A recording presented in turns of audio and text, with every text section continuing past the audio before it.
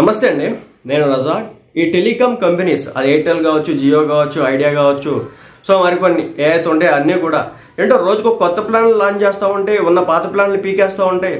మొన్నటి వరకు 479 469తో రీఛార్జ్ చేస్తే 84 days వచ్చేసి 6 GB డేటాతో ఇచ్చేవాళ్ళు. సో దాన్ని పీకేసి ఇప్పుడు 448 చేసి ఉత్త కాల్స్ మాట్లాడుకోవడానికి 3000 మెసేజ్లో 1000 మెసేజ్లో వేస్తున్నారు.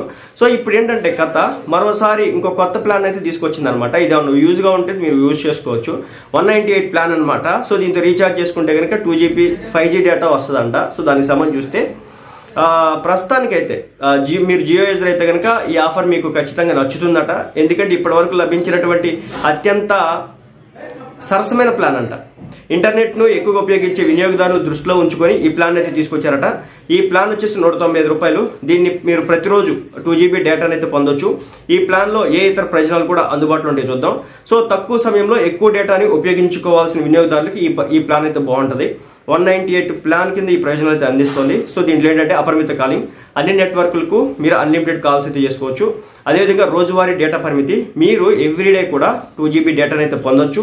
ఇది బ్రౌజింగ్, స్ట్రీమింగ్ మరిన్నిటికి చాలా బాగుంటుంది. నెక్స్ట్ రోజువారీ SMS ఇంచుమించు 100 SMS. సో అన్ని కమ్యూనికేషన్ నెట్వర్క్స్కి అయితే మీరు చేయొచ్చు.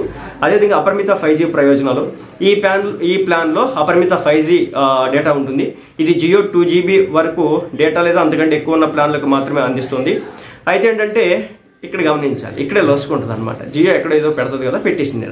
మీరు రీఛార్జ్ చేయించుకుంటారు కదా 198 పెట్టి. సో ఇది 28 days 20 days అనుకున్నారు. ఓన్లీ 14 days మాత్రమే. ఈ 14 daysకి మీరు రీఛార్జ్ 198 పెట్టి రీఛార్జ్ చేసుకుంటే 28 GB డేటా ఇస్తాడనమాట. ఇక అదేవిధంగా 349 రీఛార్జ్ ప్లాన్ కూడా ఉంది. సో దీంట్లో వచ్చేసి 28 days అనమాట ఇది.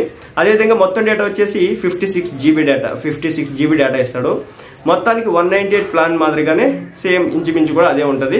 కానీ ఏంటంటే 198 వచ్చేసి 14 days 28 GB, ఇది వచ్చేసి 56 GB 349 పెట్టి రీఛార్జ్ చేస్తే 28 days అనమాట.